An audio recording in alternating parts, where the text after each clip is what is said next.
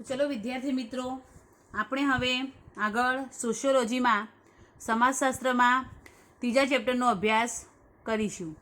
ત્રીજું ચેપ્ટર છે અનુસૂચિત જાતિ, અનુસૂચિત જનજાતિ અને અન્ય પછાત વર્ગો.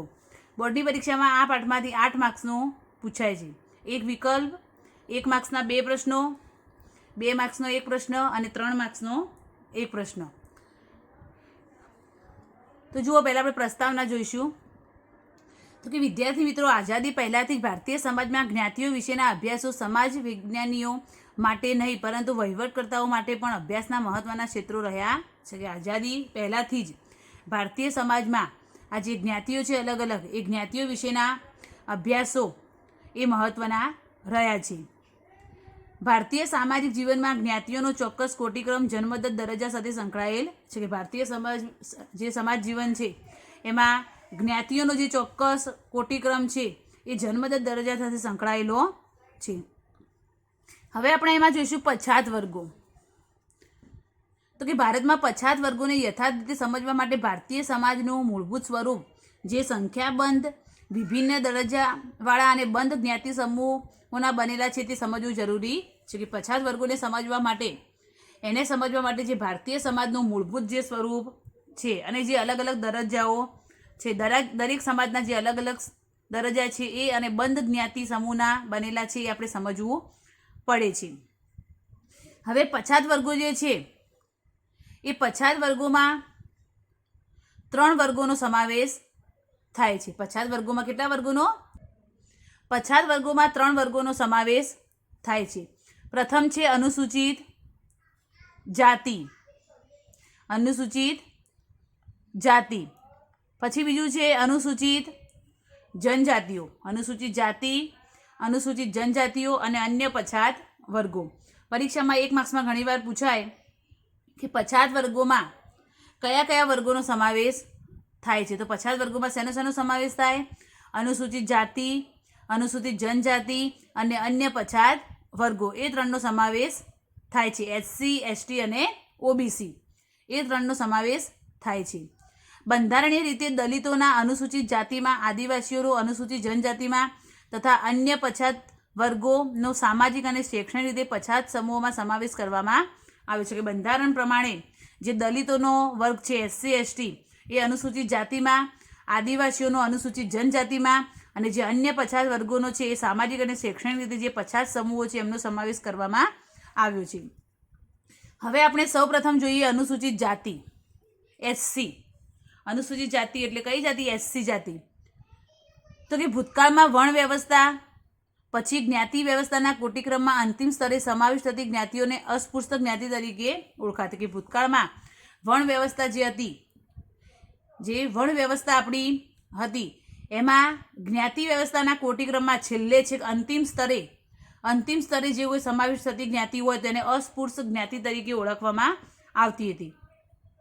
આ જ્ઞાતિઓ જુદા જુદા સમયે જુદા જુદા પ્રાંતમાં બહુવિધ નામથી ઓળખાતી. કે આ જ્ઞાતિઓ છે અલગ અલગ સમયે અલગ અલગ પ્રાંતમાં બહુવિધ જ્ઞાતિના નામથી ઓળખાતી. ગાંધીજી એમને હરિજન નામ આપ્યું. કે જે એસસી જ્ઞાતિ છે, અનુસૂચિત જે જાતિ છે એસસી છે, અનુસૂચિત જાતિ, એમને ગાંધીજીએ શું નામ આપ્યું હતું? હરિજન.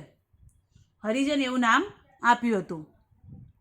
તો કેટલાકે તો એમને કચડાયેલા વર્ગ તરીકે ઓળખાવ્યા. કે અમુક લોકો એને કચડાયેલા વર્ગ, ગરીબ વર્ગ તરીકે ઓળખાવ્યા.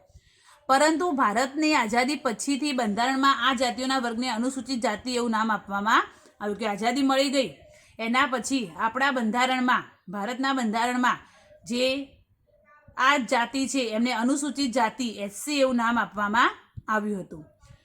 અનુસૂચિત જાતિ એ કોઈ એક જાતિ કે જ્ઞાતિ માટે પ્રયોજાતું નામ નથી, પરંતુ કેટલીક જ્ઞાતિઓને તેમના સામાજિક, આર્થિક અને શૈક્ષણિક પછાતપણાને કારણે એક જૂથમાં એકઠી કરીને જે વર્ગ હેઠળ મૂકી તે વર્ગને અપાયેલું સમૂહવાચી નામ છે. કે જે અનુસૂચિત જાતિ એસસી નામ છે એ કોઈ એક જાતિ કે જ્ઞાતિને આપવામાં આવ્યું નથી. કોઈ એક જાતિ માટે કે કોઈ એક જ્ઞાતિ માટે વપરાતું નથી, પરંતુ એ કોના માટે વપરાય છે? તો કે જે જ્ઞાતિ, જે જાતિ સામાજિક રીતે, આર્થિક રીતે અને શૈક્ષણિક રીતે પછાત છે એ પછાતપણાને કારણે એમને બધાને એક જ જૂથમાં એકઠા કરી, એક જ જૂથમાં ભેગા કરી અને એમને અનુસૂચિત જાતિ એવું નામ આપવામાં આવ્યું છે. હવે છે અનુસૂચિત જાતિનું વર્ગીકરણ.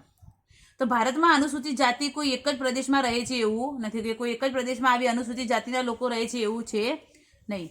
ચોક્કસ સમૂહ કે જૂથોમાં જુદા જુદા રાજ્ય અને કેન્દ્રશાસિત પ્રદેશોમાંથી વસવાટ કરે છે, કે અલગ અલગ રાજ્યમાં અલગ અલગ કેન્દ્રશાસિત પ્રદેશમાં આ અનુસૂચિત જાતિના લોકો વસવાટ કરતા હોય છે.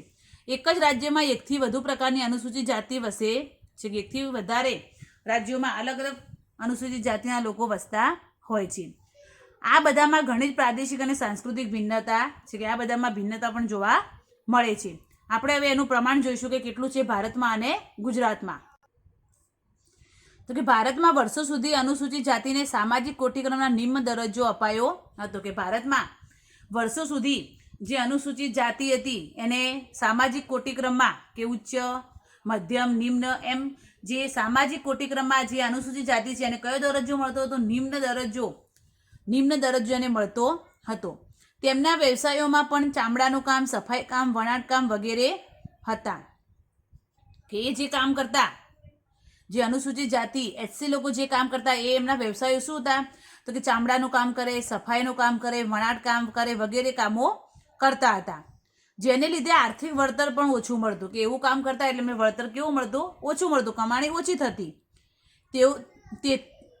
તેઓ આ દેશના નાગરિક હોવા છતાં કેટલીક અસમર્થતાઓ ભોગવવી પડતી હતી, કે દેશના નાગરિક હોવા છતાં પણ એમને કેટલીક અસમર્થતાઓ ભોગવવી પડતી હતી, જેથી 1955માં ભારત સરકારે અસ્પૃશ્યતા નાબૂદી કાનૂન બનાવ્યો, કે આ લોકોને દેશમાં અસમર્થતાઓ ભોગવવી પડતી હતી. એના કારણે ભારત સરકારે કઈ સાલમાં? 1955માં ભારત સરકારે અસ્પૃશ્યતા નાબૂદી કાનૂન બનાવ્યો. અસ્પૃશ્યતા નાબૂદ કરી 1955માં. એક માર્ક્સમાં પરીક્ષામાં પૂછાય ઘણીવાર કે અસ્પૃશ્યતા નાબૂદી કાનૂન ક્યારે ઘડવામાં આવ્યો? તો ક્યારે આવ્યો? 1955માં.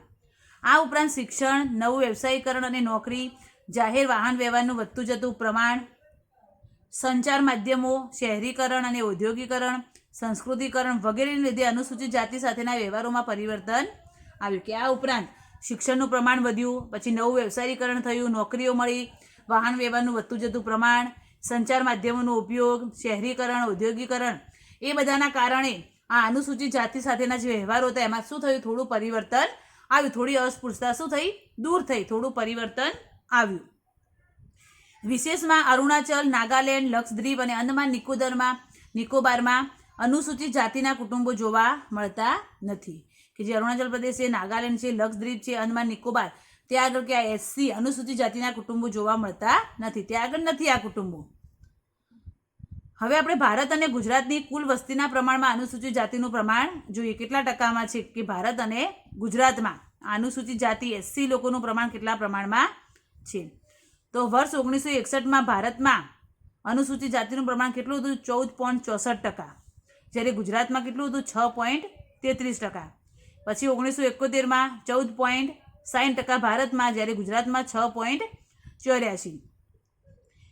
જ્યારે 1981માં 15.65% ભારતમાં અને 7.15% ગુજરાતમાં.